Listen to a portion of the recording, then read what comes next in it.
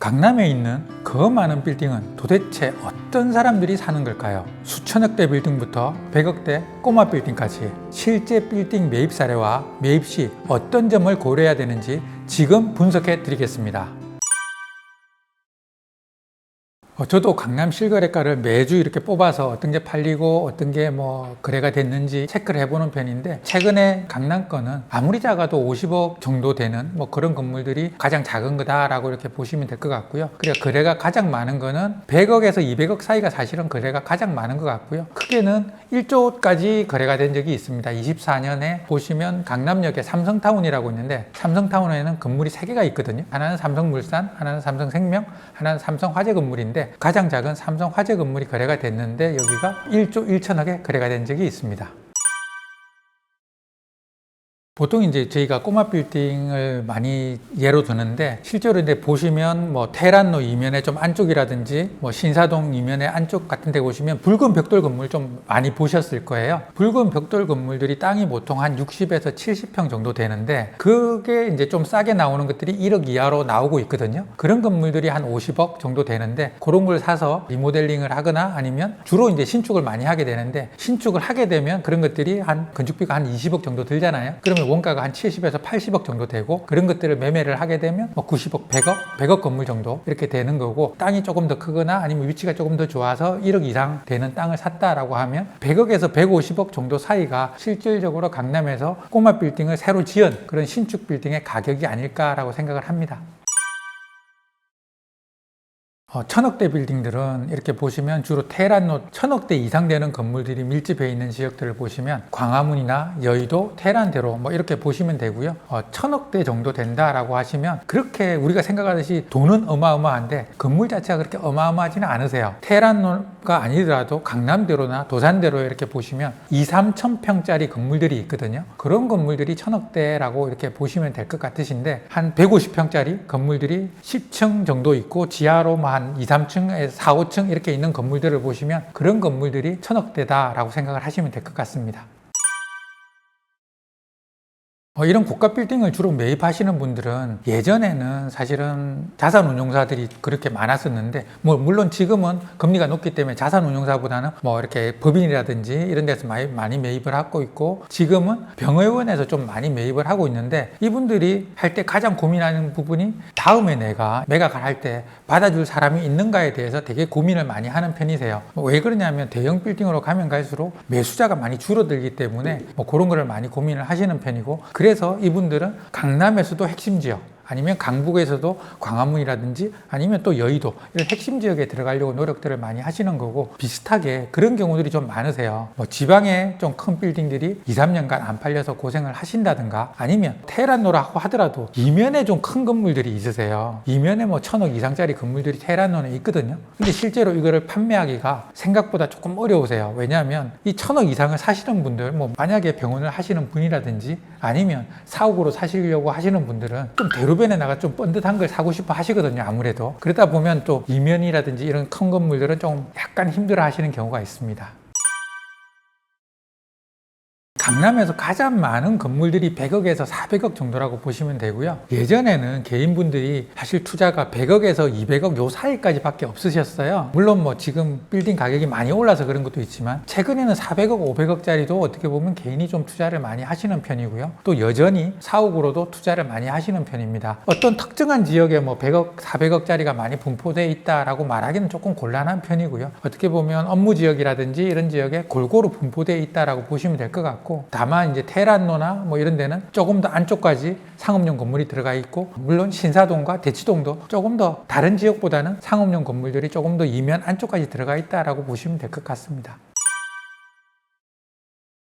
100억에서 400억짜리 건물을 투자하시는 분들은 굉장히 다양을 하신데, 실질적으로 이제 요즘에 젊은 층들이 굉장히 투자를 많이 하세요. 이런 분들은 코인이나 아니면 해외 선물이라든지 이런 쪽에서 돈을 많이 버셨던 분들이 안정적인 부동산에 투자하기 위해서 투자하시는 경우도 많으시고요. 또 여전히 사업에서 조금 더 잘 되는 사업을 하시는 분들이 사옥으로 매입하시는 분들 꽤 많으시고요. 요즘은 유튜브에서 성공하셨던 분들이 굉장히 이렇게 사옥을, 스튜디오 같은 걸 직접 하시기 때문에 사옥이라고 말할 수도 있고, 그렇게 투자용으로 그렇게 매입을 하시는 분 굉장히 다양하시다라고 보시면 될 것 같습니다.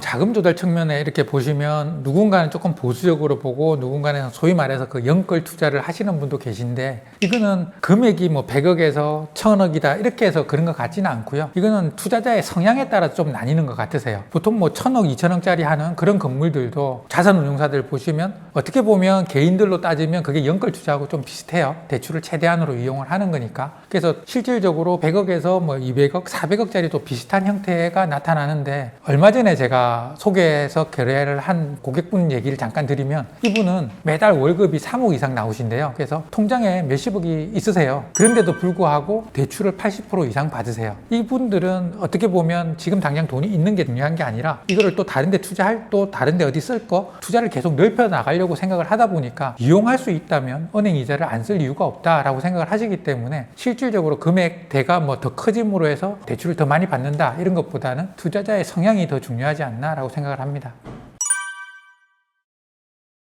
저는 가급적이면 큰 빌딩을 사라고 좀 말씀을 드리는 편이에요. 왜 그러냐면 이게 빌딩의 규모에 따라서 들어오는 임차인들이 완전히 달라지기 때문에 그래요. 우리 집 같은 경우에는 사실은 누가 들어와서 살든 그게 크게 영향을 미치지 않지 않아요. 그렇죠? 뭐 연예인이 들어와서 산다고 해서 아파트 가격이 올라가고 떨어지고 그런 경우는 없습니다. 근데 빌딩 같은 경우에는 어떤 임차인이 들어오냐가 굉장히 중요하거든요. 그래서 100억짜리 빌딩에 들어오는 임차인과 1000억짜리 빌딩에 들어오는 임차인은 완전히 다르세요. 근데 경기가 조금 안 좋아졌다라고 가정을 하면 사실 리스크가 가장 큰 데가 꼬마 빌딩에 들어오는 그런 임차인들이거든요. 아무래도 신용도가 좀 약하고 그런 스타트업들이 많이 들어오기 때문에 가급적이면 조금 더 돈을 보태서 조금 큰 빌딩을 사두신다면 아무래도 안정적인 임차인이 들어오기 때문에 경기가 좀 어려워도 조금 더 헤쳐나가기가 더 쉽다라고 저는 생각을 합니다.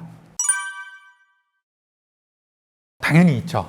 근데 외부에서 돈이 유입되는 거 없이, 그러니까 뭐 사업에 성공해서 돈을 더 추가로 넣는다든지 이런 거 없이 단순히 그 꼬마 빌딩 투자만으로 같은 지역에서 100억짜리에 투자했는데 그게 1000억까지 갔다라고 하는 투자자는 거의 보기 힘들어요. 왜 그러냐면 100억짜리가 150억 오르면 1000억짜리가 더 많이 올라가거든요. 이게 따라잡기가 되게 힘들어요. 이거는 우리가 아파트 투자에서도 충분히 알 수 있는 거잖아요. 그렇죠? 근데 저는 이제 투자라고 하는 건 뭐라고 생각하냐면, 남들보다 조금 더 빨리 올라가는 종목을 고르고 조금 더 빨리 올라가는 지역을 선택하는 게 진짜 투자라고 생각을 하기 때문에, 뭐 안정적으로 올라가는 이런 지역이 아니라 조그만 꼬마 빌딩을 투자하더라도 남들보다 빨리 올라가는 지역에 투자를 한다면 안정적으로 올라가는 지역에 1000억짜리를 투자한 그 투자자를 충분히 따라잡을 수 있다고 저는 생각을 합니다.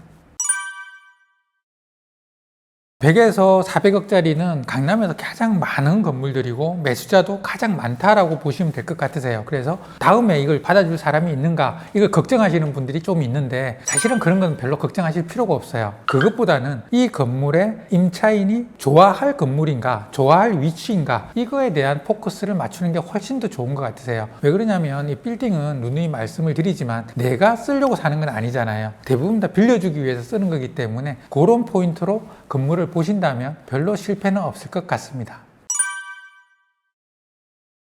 지금은 사실 뭐 이렇게 전망도 뭐 그렇게 좋은 전망이 많이 나오지는 않으세요. 막연히 하반기에 좀 좋아질 거야 라고 이제 생각들을 하고 계신 거고, 대출도 지금 많이 쪼이고 있기 때문에 굉장히 사기가 불편한 시기는 맞습니다. 그런데 제가 볼 때는 이런 시기에 사시는 분들이 결국은 나중에 보면 위너가 되는 경우가 되게 많더라고요. 왜 그러냐면 지금은 사실은 사기가 힘들기 때문에 매수자의 힘이 좀 더 센 시기입니다. 그래서 협상력이 높기 때문에 조금 더 저렴하게 사실 수 있고, 좋은 위치라고 하더라도 협상이 되는 경우가 좀 많으세요. 그렇기 때문에 저는 지금 아니면 지금부터 향후 몇 개월 대출이 풀리기 전까지, 대출이 막 풀려버리면 사실 너나 나나 또 사러 들어오기 때문에 경쟁이 치열해지고 가격이 또 올라갈 수 있다라고 보기 때문에 지금이 적절한 타이밍이 아닐까라고 저는 개인적으로는 생각하고 있습니다.